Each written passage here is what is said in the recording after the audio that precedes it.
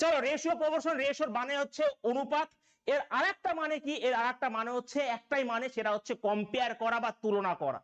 কি বললাম? তুলনা করা। আর তুলনা তো ভাই একটা ছাগলের সাথে একটা গরুর হয় না, তুলনা হচ্ছে একই রাশি হতে হবে, একই জাতীয় দ্রব্য হতে হবে, তাই না? চলো আরো ভালো করে বুঝি। ধরো এখানে এ আর বি রয়েছে, জাস্ট এইদিকে ফোকাস করো।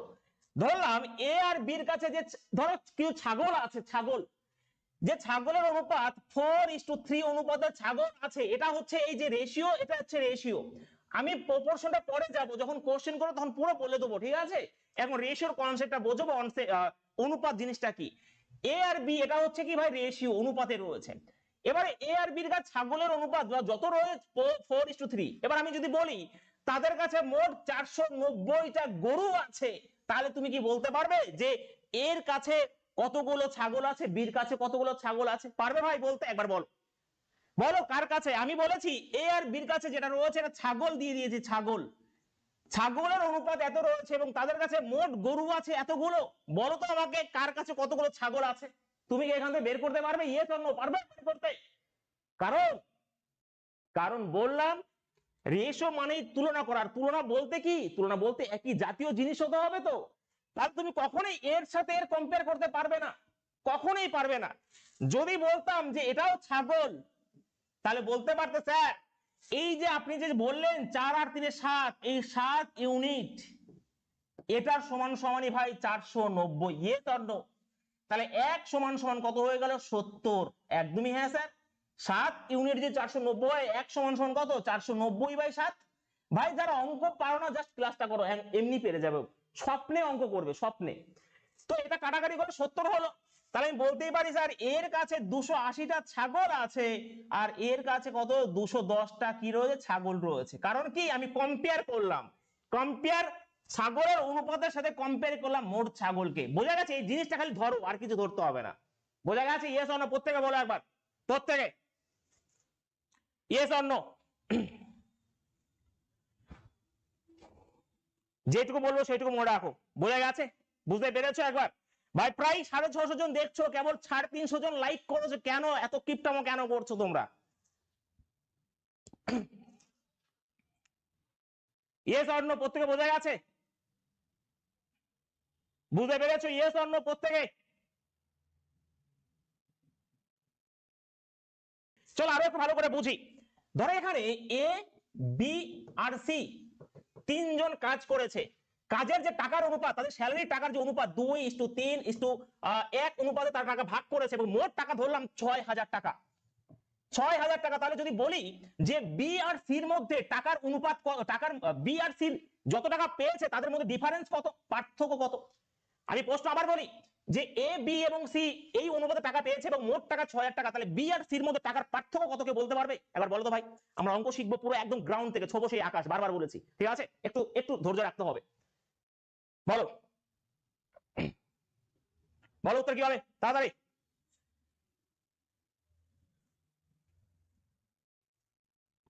বলো।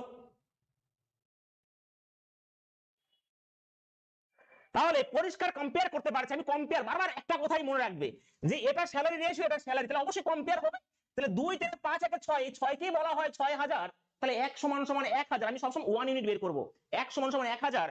তাহলে এদের পার্থক্যটা কত ভাই? 2,000। 2 না, 2 তো পার্থক্য, বি আর সির মধ্যে পার্থক্য বলেছি, তাহলে 2 সমান সমান 2,000 টাকা তাদের ডিফারেন্স। যদি বলতাম প্রত্যেক কত করে টাকা পেয়েছে, তাহলে বলতে পারতাম 2 3 5 একে 6, 6 সমান সমান 6,000, 1 সমান সমান 1,000, এ পাবে 2,000, বি পাবে 3,000, আর সি পাবে 1,000। অনেক স্টুডেন্ট কি করে, আমি যখন প্রশ্ন বললাম, অনেক স্টুডেন্ট যারা নতুন একদম শুরু করেছে তারা করতে পারবে এরকম করে, আবার বি বের করবে 3,000, সি বের করবে 1,000, আবার মাইনাস করবে না ভাই। এই গ্যাপটাই তো ডিফারেন্স তাদের রেশিওতে, তাই না? 3 আর 1 যদি 1,000 হয়, তাহলে গ্যাপটাই তো ডিফারেন্স হবে 2, এই 2 কেই তো 2,000 বলা হয়। বুঝতে পেরেছো? ইয়েস অর নো প্রত্যেকে? বোঝা গেছে ভাই? বুঝতে পেরেছো? না ভাই পঙ্কজ বর্মন, ম্যাথ তো শুরু করবো না, কনসেপ্টে ফোকাস করি আমরা, কনসেপ্ট বুঝবো তারপর ম্যাথ শুরু করবো, ঠিক আছে? কনসেপ্ট আগে, কনসেপ্ট বোঝো, অঙ্ক এমনি ওড়াতে পারবে, অনেক কিছু বোঝানোর আছে। আমি আগে বোঝাবো, তারপর অঙ্ক শুরু করবো, ঠিক আছে? আর আমাকে একটু আমার মতন করে ভাই পড়াতে দাও, রিকোয়েস্ট করছি, তোমার হাতে ধরছি, ঠিক আছে? সেই সমস্ত ছাত্রদের আমার টার্গেট যারা অঙ্ক পারে না, যারা তো পেরে গেছো তারা তো ভাই পেরেই গেছো। ওকে, চলো আমরা বুঝে গেছি তাহলে আমরা রেশিওটা কেমন ভাবে অ্যাপ্লাই করব। রেশিও শুধু একটা চ্যাপ্টার নয়, আমরা যে কোনো চ্যাপ্টার করি না কেন, simple interest, compound interest, partnership, profit loss, সব সময় রেশিও লাগবে। রেশিওই আসল জিনিস। আমি অঙ্ক করাবো রেশিও আর পার্সেন্টেজ দিই, সেকেন্ডের মাথা অঙ্ক করাবো, তো এটাকে ভালো করে বুঝতেই হবে, বুঝতেই হবে, বুঝতেই হবে। বোঝা গেছে? ওকে, চলো রেশিও আমরা একটু কিছু কনসেপ্ট বুঝবো, কারণ কনসেপ্ট থেকে পরীক্ষা প্রশ্ন দেবে। আজকের ক্লাসটা যেটা করাবো এখান থেকে পুলিশের প্রশ্ন তোমাদের দেবে। পুলিশের প্রশ্ন তো সেই কঠিন প্রশ্ন দেবে, এখান থেকে দেবে, একটু ওয়েট করো। আমি অনেক বলেছি যে রেশিও টাইপ অনেক রকম হতে পারে, অনেক রকম টাইপ হতে পারে। আমি একটু তাড়াতাড়ি সেগুলোকে বলে দেবো, তোমরা নোট করে নেবে। যে প্রথম টাইপ যেটাকে বলা হয় ডুপ্লিকেট রেশিও, আমি প্রথম থেকে এটা জানি যে এটাই আমি বলবো, কারণ কি এটা পরীক্ষাতে তোমাদের দিতেই পারে। ঠিক আছে, তোমার বই ফলো করে এটাই থাকবে, দেখবে ডুপ্লিকেট রেশিও। খাতায় নোট ডাউন করবে, এটা তাড়াতাড়ি করবে। এটাকে বলা হয় বর্গানুপাত। একদম জিরো থেকে একদম শেষ পর্যন্ত আমরা দেখে ছাড়বো। ঠিক আছে, প্রথম টাইপের মধ্যে এটা পেলাম। এর মানে আমি एग्जांपल দিয়ে দেবো এখানে। যদি বলি x:y এর ডুপ্লিকেট রেশিও কি হবে? এখানে ডুপ্লিকেট মানে বর্গানুপাত, তাহলে যদি বলি x আর y এর ডুপ্লিকেট রেশিও কি হবে? অবশ্যই সেটা হবে তার স্কয়ার। যদি বলি 3 আর 2 এর ডুপ্লিকেট রেশিও কি হবে? তাহলে 3 এর স্কয়ার বাই 9, 2 এর স্কয়ার 4। এটা হয়ে গেল ডুপ্লিকেট রেশিও 3 আর 2 এর। বোঝা গেছে? এটা তাড়াতাড়ি করবো, এটা অনেকবার আমি করিয়েছি, কিন্তু সেগুলো কোনো ব্যাপার না। আমি এখান থেকে শুরু করবো, আমি কোনো ব্যাচ পড়াইনি, এটাই আমার প্রথম ব্যাচ, সেই রকম ভেবে। এটা কি? এটা হচ্ছে সাব ডুপ্লিকেট রেশিও। ওকে, ডুপ্লিকেট রেশিও, এটাকে বলা হয় বাংলায় বলা হয় বর্গামূলানুপাত। ঠিক আছে, এখান থেকে প্রশ্ন দিতেই পারে কনসেপ্ট থেকে। এর উল্টোটা যদি বলি এখানে 16 আর 9 এর সাব ডুপ্লিকেট রেশিও কি হবে? তাহলে এর বর্গমূল হয়ে যাবে। হ্যাঁ ভাই, স্কয়ার রুট হয়ে যাবে। তাহলে এটাকে 16 √16, এটা √9 করে দিলে উত্তর কি হবে? 4 আর 3 হয়ে যাবে। ঠিক আছে, 16 এর বর্গমূল কত? 4, 9 এর হচ্ছে 3। এর উল্টোটা এটা। 3 নাম্বার যেটা রয়েছে সেটা হচ্ছে ট্রিপ্লিকেট রেশিও। তোমাদের মধ্যে অনেকে ভাবতে পারে স্যার এগুলো কি পরীক্ষায় দেয়? ভাই আমি জানি না পরীক্ষা, আমি তো সেই কমন দেওয়ার জন্য পড়াচ্ছি না, আমি শেখানোর জন্য পড়াচ্ছি। কোনটা দেবে যদি জানতাম তাহলে তো ভাই বড়লোক হয়ে যেতাম, তাই না? এটা কি? এটা হচ্ছে ট্রিপ্লিকেট রেশিও। শেখার ইচ্ছাটা যেন সবার কাছে থাকে, ব্যাস এইটুকুই বলবার। এটাকে বলা হয় ঘনানুপাত। তার ট্রিপ্লিকেট রেশিও নাম শুনে বুঝতে পারছো, যদি x আর y থাকে, না বুঝলে বলবে, প্রত্যেকটা স্টুডেন্টকে বোঝাবো আমি। তাহলে এর কিউব রুট হয়ে যাবে, ঘন হয়ে যাবে, এটা ঠিক আছে, y কিউব হয়ে যাবে। যদি एग्जांपल বলি, ধরো 2 আর 3 এর ট্রিপ্লিকেট রেশিও কি হবে? তাহলে কি হবে? 2 এর কিউব ভাই কত? 2 এর কিউব হচ্ছে 2 এর কিউব, 2 এর কিউব করলে বলো কত হবে? 8, আর 3 এর কিউব করলে হবে 27। এটা হয়ে গেল ট্রিপ্লিকেট রেশিও। ঠিক আছে, বেশি কনসেপ্ট দেবো না, আমি প্রশ্নের মধ্যেই কনসেপ্ট দেবো আজকে। আর একটু 5 মিনিট ওয়েট করো, তারপর সরাসরি প্রশ্নে চলে যাবো, প্রশ্ন থেকেই কনসেপ্ট আমরা খুঁজবো। ঠিক আছে, আর একটা হচ্ছে সাব ট্রিপ্লিকেট রেশিও, যেগুলো না বোঝানো না সেগুলো অবশ্যই আমরা বুঝবো। ঠিক আছে ভাই, সাব ট্রিপ্লিকেট রেশিও, এটাকে বলা হয় ঘনমূলানুপাত। ঘনমূলানুপাত, ঠিক আছে ভাই। এর উল্টোটা তাহলে আমি যদি বলি যে 27 আর 8 এর সাব ট্রিপ্লিকেট রেশিও কি হবে? তাহলে এই যে 27 এর ঘনমূল কত হবে ভাই? এখানে 27 হবে, রুট এর কিউব রুট দিয়ে দাও, এটা হবে কত? 8। তাহলে অবশ্যই জানি 27 এর ঘনমূল করলে কত হবে ভাই? 3 হবে না? আর 8 এর কিউব রুট করলে হয়ে যাবে কত? 2। বোঝা গেছে? Yes or no? প্রত্যেকে একবার কমেন্ট করো স্যার বুঝে গেছি, প্রত্যেকে একবার বলো। কিছুই নেই এখানে, জাস্ট একটু মনে রাখার জন্য, একদমই তাই। ফৌজিকা খান, বোঝা গেছে ভাই? চলো একটু লাইক করে দিও, প্রায় 700 জন দেখছো, প্রায় আর একটু লাইক লাগবে, একটু শেয়ার লাগবে ভাই। ঠিক আছে, সবাই বুঝতে পেরেছো? Yes or no? হ্যাঁ, রেশিও প্রপোর্শন কটা ক্লাস করো? মোটামুটি 6 এর উপরে, 5-6 এর উপরেই ক্লাস হবে, কিন্তু ক্লাসগুলো অনেক বড় বড় হবে। ঠিক আছে ভাই, আরেকবার এটাকে আমি রিকল করে দিচ্ছি, যারা একদম ছোট ভাই বোন আছো আমার কাছে এসে স্যার আমি এখন 11 এ পড়ি, আমি 12 এ পড়ি, তো ভালো লাগে সেই জিনিসগুলো, তারা এখন থেকে শুরু করে দিয়েছে। দেখো একবার রিকল করায় তাড়াতাড়ি। একটা ডুপ্লিকেট রেশিও বর্গানুপাত বলি, যে এর কি হবে? x আর y এর যদি বর্গানুপাত বা ডুপ্লিকেট রেশিও বলে, স্কয়ার করে দেবে। एग्जांपल দিয়ে বুঝিয়ে দিয়েছি, 3 আর 2 এর কি হবে? 3 এর স্কয়ার 9, 2 এর স্কয়ার 4। সাব ডুপ্লিকেট রেশিও এর উল্টোটা, এটাকে বর্গমূল করতে হবে। 16 আর 9, 16 এর বর্গ, এখানে বর্গমূলানুপাত কি হবে? 16 এর বর্গমূল 4, 9 এর হচ্ছে 3। এর উল্টো এটা হচ্ছে বর্গমূলের কনসেপ্ট হয়ে গেল, এখানে হচ্ছে ঘনমূলের কনসেপ্ট আসবে। ট্রিপ্লিকেট রেশিও x আর y যদি বলে, তাহলে x কিউব y কিউব হয়ে যাবে।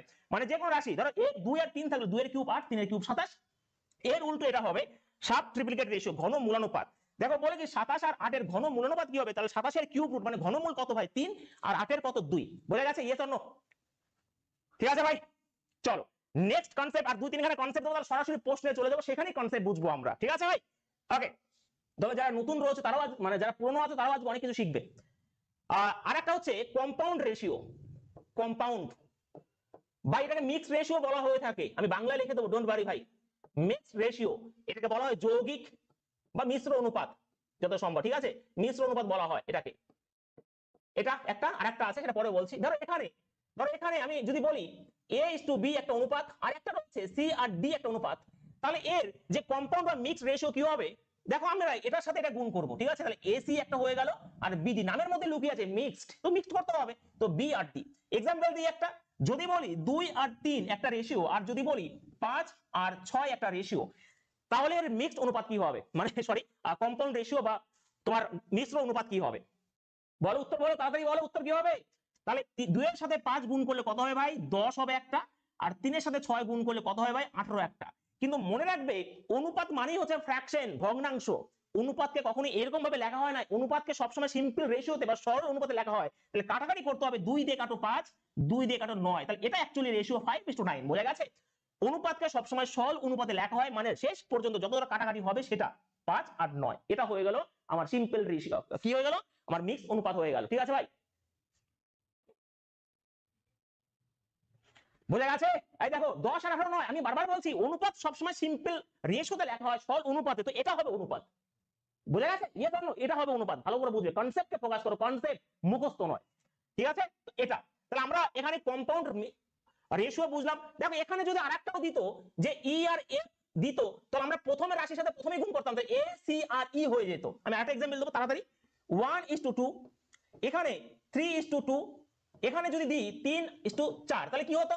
এই 1 3 আর 3 গুণ করতাম, 3 1 3, 3 3 9 হয়ে যেত এটা, আর 2 2 4, 4 4 16, তাহলে 9 আর 16 এটাই কিন্তু অনুপাত হয়ে যেত, ঠিক আছে ভাই? বোঝা গেছে? প্রথম রাশির সাথে প্রথম রাশি এটা কাটাকাটি যায় না, তো এটাই কিন্তু রেশিও হতো। ক্লিয়ার ভাই? বোঝা গেছে ভাই? বুঝতে পেরেছো? একদম সিম্পল ভাবে, একদম জিরো থেকে আমরা যাবো সেই আকাশ পর্যন্ত, এটাই স্বপ্ন যেন থাকে সবার, একদমই তাই।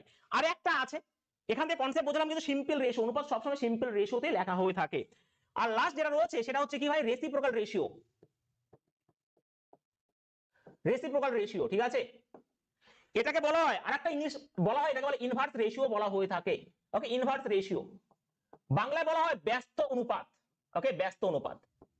এরপরে কনসেপ্ট নেই, এরপর অনেক কনসেপ্ট আছে, কিন্তু আমি সেই কনসেপ্ট গুলো প্রশ্নের মধ্যেই বোঝাবো, নাহলে তোমরাই বোরিং ফিল করবে, কারণ অনেকেই এখানে রয়েছে কনসেপ্ট বুঝতে চায় না, কিন্তু কনসেপ্টে প্রকাশ করবে। আর আমি যেহেতু টাইপ অনুযায়ী করাচ্ছি, তো এখানে কনসেপ্ট না দিলেও হবে, আমি প্রশ্নে চলে যাবো সরাসরি। হ্যাঁ ভাই? তাহলে এটা কি, দেখো নামের মধ্যে রয়েছে ব্যস্ত অনুপাত। আমি যদি বলি A:B, এর রেসিপ্রোকাল রেশিও কি হবে? তখন বলবে স্যার B:A, কারণ উল্টে যাওয়া, তো A:B কে আমরা অবশ্যই লিখতে পারি A/B, তাহলে এটাকে উল্টে দিলে অবশ্যই B/A হয়ে যাবে। একদমই হ্যাঁ স্যার, একদমই হ্যাঁ স্যার, একদমই হ্যাঁ। তাহলে চলো বলো আমাকে, যে যদি বলি 2:3:4 এর রেসিপ্রোকাল রেশিও কি হবে? আমি দেখতে চাই কে পারো একবার, বলো একবার প্রত্যেকে, বলো বলো এর রেসিপ্রোকাল রেশিও কি হবে, বলো।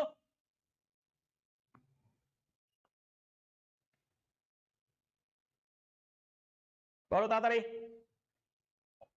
দেখো এখানে পরিষ্কার কনসেপ্ট বুঝবো, তারপর সেকেন্ড আমরা ওঠাবো, কোনটা আমার কনসেপ্ট একটু বোঝাতে দেবে তোমরা। আমি একটু বললাম যে রেসিপ্রোকাল রেশিও মানে হচ্ছে ইনভার্স রেশিও, তাহলে অবশ্যই নিচে কিছু নেই, মানে 1 1 আছে না ভাই? একদমই হ্যাঁ স্যার। তাহলে উল্টে গেলে 1/2, 1/3, অবশ্যই 1/4 হবে। কিন্তু এটা তো রেশিও, আমি ঠিক অবশ্যই রেশিও, কিন্তু ঠিক করতে হবে, তখন কি করব ভালো করে বুঝে নাও। এটা এটা শুধুমাত্র এখানে নয়, এটা বলবে 3 জন ব্যক্তি এই অনুপাতে কাজ করেছে, বলো এত টাকা পেয়েছে, বলো এ কত পেয়েছে, তখন তোমাকে ঠিক করতে হবে। তখন এই যে 2 3 এবং 4 এর লসাগু কত হয়? 2 3 এবং 4 এর লসাগু কত? 12, তাই না? ছোটখাটো নাম্বারগুলো লসাগুটা বলে দিই, যে 4 রয়েছে, তো বড় নাম্বারটাকে ধরো 4, এই যে 4 রয়েছে নামটা বড়, লসাগু অঙ্ক করার সময় বলে দেবো। 4 ধরো, 4 দেখো 4 1 4, 2 দিয়ে যায় 3 দিয়ে যায় না, 4 2 8, 2 দিয়ে যায় 3 দিয়ে যায় না, 3 4 12, দেখো 2 দিয়েও যায় 3 দিয়েও যায়, তো 12 হয়ে গেল লসাগু। তাহলে 12 কে 2 দিয়ে ভাগ করলে হয়ে গেল 6, 6 কে 1 দিয়ে গুণ করলে 6 হবে। দেখ বোঝো, একটু বোঝো, এগুলো করাবো না আমি কখনোই। 12 কে 3 দিয়ে ভাগ করলে কত হয়? 4, আর উপর সঙ্গে গুণ করতে হয়, ভাগ করলে শুধু করে গুণ 4, আর এটা হয়ে গেল কত? 3 হয়ে গেল। এটা হচ্ছে রেশিও 6:4:3। কিন্তু আমার কি কুকুরে কামড়েছে যে আমি এটাকে এরকম ভাবে করবো? না ভাই। চলো দেখো এখানে 2:3:4, এটা কি করবে? সরাসরি এখান থেকে ধরে নেবে যে 2 3 এবং 4 এর লসাগু হচ্ছে 12, 12 কে 2 দিয়ে ভাগ করলে 6, 12 কে 3 দিয়ে ভাগ করলে 4, আর 12 কে 4 দিয়ে ভাগ করলে 3, এটা আমরা পরীক্ষা করতেই পারি। বোঝা গেছে? 6 4 3, আমরা অত কিছু করবো না, কনসেপ্ট বুঝবো, প্রত্যেকে কনসেপ্টে। স্বপ্নে অঙ্ক করাবো বলেছি, স্বপ্নে অঙ্ক করাবো, একটু ওয়েট, ঠিক আছে? অঙ্ক ছাড়া স্বপ্নে কিছু দেখবে না, নিজের গার্লফ্রেন্ডকে ভুলে যায়, বয়ফ্রেন্ডকে ভুলে যাবে, অঙ্কই দেখবে, দেখে নিও, ঠিক আছে? তাহলে এটা হচ্ছে কনসেপ্ট, কিন্তু পরীক্ষা যদি এরকম দেয়, তাহলে আমরা সঙ্গে সঙ্গে 2 3 এবং 4 লসাগু কত ভাই? 12। এই 12 কে 2 দিয়ে ভাগ করলে 6 হলো, 12 কে 3 দিয়ে ভাগ করলে 4 হলো, আর 12 কে 4 দিয়ে ভাগ করলে 3 হয়ে গেল। এটা হচ্ছে তোমাদের রেশিও। শ্যামল ক্রিয়েশন ভাই ক্লাসটা করো, কাঁচা পাকা আমি দেখে নেবো পরে, ঠিক আছে? ক্লাসটা একটু বেশি পরিমাণে শেয়ার করতে হবে, একটু ভালোবাসা দিতে হবে, ওকে ভাই? এটা না অনেক রকম ভাবে করা যায়। ধরো আমি এখানে 3:4:5 বললাম, তাহলে যদি বলি এর রেসিপ্রোকাল রেশিও কি হবে, তাহলে অবশ্যই আমি যেটা শেখালাম যে 3, 4, 5 এর লসাগু কত ভাই 60, তাই না? পেরেছো? 60 হবে লসাগু। তাহলে 60 যদি হয় তাহলে আমি 60 কে 3 দিয়ে ভাগ করলে 20 হবে, 60 কে 4 দিয়ে ভাগ করলে কত হবে 4 15 60, আর 60 কে 5 দিয়ে ভাগ করলে 12। এটা হলো রেশিও। কিন্তু এরকম ভাবে না করে, তোমার যদি কষ্ট লাগে তুমি যেটা বের করে সে ঢেকে দাও, এগুলো কাজে লাগবে আমরা কোশ্চেন সলভ করতে গিয়ে, এখানে কাজে লাগছে না, যখন কোশ্চেন সলভ করবে কোশ্চেনে কাজে লাগবে। তাহলে যেটা বের করে সে ঢেকে দাও, 4 আর 5 দেখা যাচ্ছে, 4 5 এ 20, এ কমপ্লিট। বিটাকে ঢেকে দাও, কি কি দেখা যাচ্ছে 3 আর 5 কত হয়ে গেল 15, আর যখন সি বের করে ঢেকে দাও 3 আর 4 12, এটা হয়ে গেল রেশিও। তুমি যেটা ইচ্ছা করতে পারো। এটাকে আমরা কাজে লাগিয়ে অঙ্ক শিখবো, এটা পরীক্ষা আসবে না, পরীক্ষা আসবে অঙ্ক। এটাকে তখন বুঝতে হবে যে এটাকে কিভাবে করব, তাহলেই অঙ্ক পারবে। তো সেটাই শেখানো এখানে, ঠিক আছে ভাই?